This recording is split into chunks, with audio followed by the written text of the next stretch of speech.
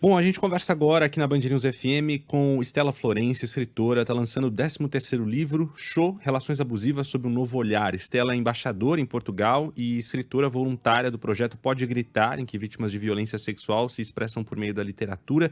Esse assunto, violência contra as mulheres, abuso, é sempre atual, né? Dados da Organização Mundial da Saúde de 2021, os mais recentes, mostram que 1 em cada 3 mulheres sofre com violência física ou sexual por parte de parceiro ou violência sexual por parte de um não parceiro.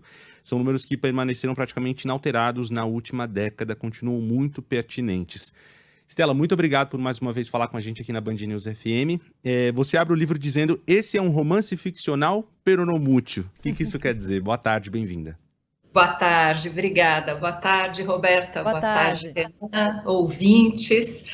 É um romance ficcional peronomútil pelo seguinte: embora eu tenha criado uma personagem ficcional, eu puxei para compor essa personagem histórias reais. Eu entrevistei ao longo dos anos mais de 40 mulheres que passaram por relações abusivas. Eu também já passei por uma, por sorte breve, mas que deixou marcas. E por isso me interessei pelo assunto. Então, ao ouvir essas histórias, quando tinha uma cena muito boa, eu perguntava: posso usar essa cena no livro? Pode. Então, a Isadora foi composta dessas muitas mulheres. Por isso que eu digo que é um romance ficcional costurado com ficção peronomútil. Com histórias reais construídas também. Agora, Stella, você falou que já passou por uma relação abusiva.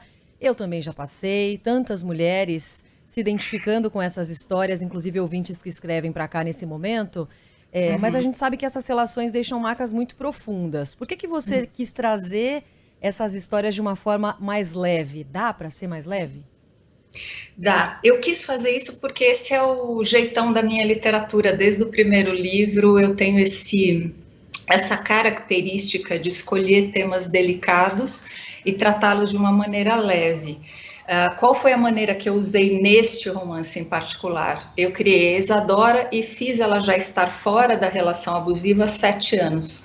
Então, ela é muito bem-humorada, ela é muito desbocada, ela esculacha o abusador dela, coisa que eu adoro, só que ela está distante já aconteceu há vários anos e ela já fez um grande trabalho dentro dela para ser uma sobrevivente de pé. Né? Por isso é que ela tem esse tom leve de contar. E também eu tomo muito cuidado ao contar cenas que são mais doídas, que são mais difíceis, para narrar apenas o necessário. Eu seco o texto até ficar apenas o necessário, nem uma linha a mais. Isso é bem importante. Então dá para falar com leveza, mas sem perder a profundidade, sem perder a contundência e a seriedade que o tema exige, lógico. Ô Stella, eu lembro de uma entrevista que você deu aqui à Band News FM, aqui no Band News em Alta Frequência há alguns anos. Eu era produtor do Band News em Alta Frequência e eu nunca me esqueci dessa frase. Você disse, e anotei para não errar aqui no ao vivo, você disse: se houvesse uma lâmpada sobre a cabeça de cada pessoa vítima de abuso, não haveria escuridão no mundo. Como é que você acha que a gente consegue mudar essa realidade quando a gente fala de abuso físico, sexual de mulheres e meninas no Brasil e no mundo?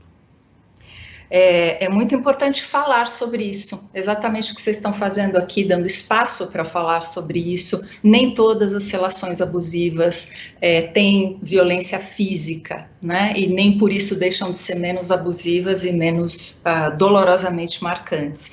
Então a gente precisa falar sobre isso. Inclusive essa frase que você citou, eu também acho ela tão boa que eu usei no show também, né?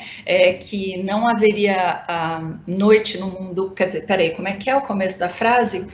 Se todas as vítimas de relações abusivas fossem marcadas por uma lâmpada em cima das suas cabeças, não existiria mais noite no mundo. E é verdade. Isso é extremamente comum.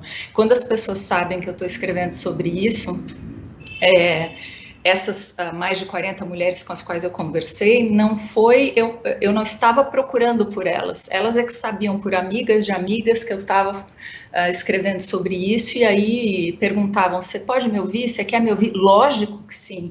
Eu mais ouvi do que entrevistei, na verdade. Entrevistar é para jornalistas. Eu só fiquei ouvindo para também, num primeiro momento, eu queria entender o que eu tinha passado, dar nome para o que eu tinha passado. Eu também, como todas as vítimas de relacionamento abusivo, no começo eu achei que eu estava louca, eu achei que aquilo só acontecia comigo, só tinha acontecido comigo. Eu também estava confusa e procurando respostas, e a gente não vai encontrar as respostas nos nossos ex-parceiros. Eles não vão dar essas respostas. Então eu fui procurar com outras mulheres que já haviam passado por isso, e foi tão bom, tão gostoso.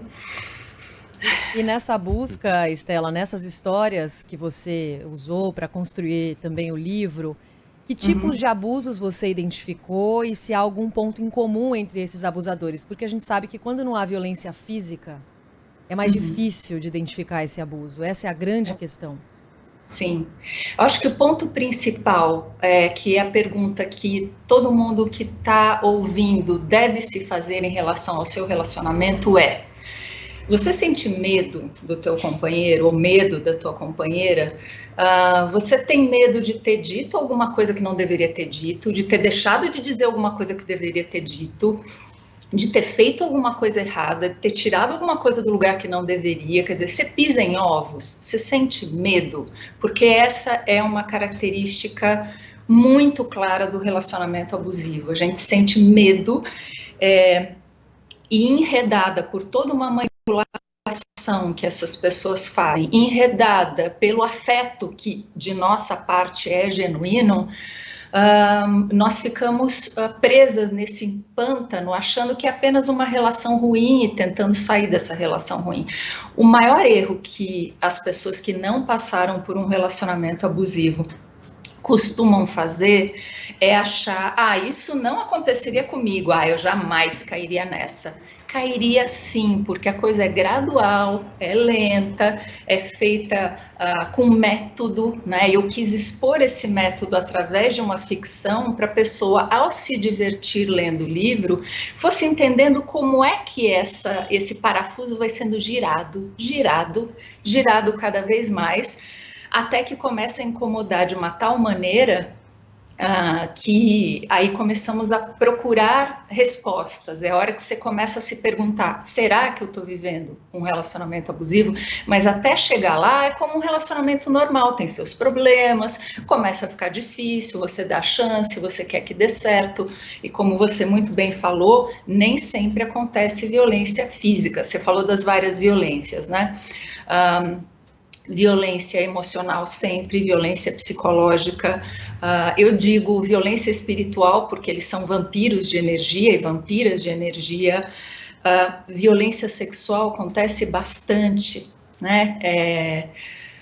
Com incrível frequência, e é muito difícil da mulher ou do homem também, que está tão envolvido com aquela pessoa, perceber que fazer sexo sem vontade, você dizer não, e a pessoa dizer: mas escuta, então eu vou procurar na rua, então peraí, você não está sendo aquela mulher que eu pensei que você era. Esse tipo de chantagem emocional para fazer você fazer coisas que você não quer, ou fazer você transar quando você não quer, e muitas vezes com uma violência sexual bem clara, né? Ela também está presente no livro. Isso acontece muito, né, de mulheres que acordam de madrugada com o parceiro, né? Estamos à tarde, não vamos dar detalhes mais chocantes, mas que acordam simplesmente com a relação já acontecendo e achavam: não, mas é normal, né? Então, não é. É por isso que é tão importante falar disso. As coisas não normalizar, nas relações... Exatamente, está tudo muito normalizado, ainda está. Agora que a gente está começando a despertar para perceber que isso não é normal. Não é normal sentir medo do companheiro e fazer coisas que você não tem vontade de fazer. Sim.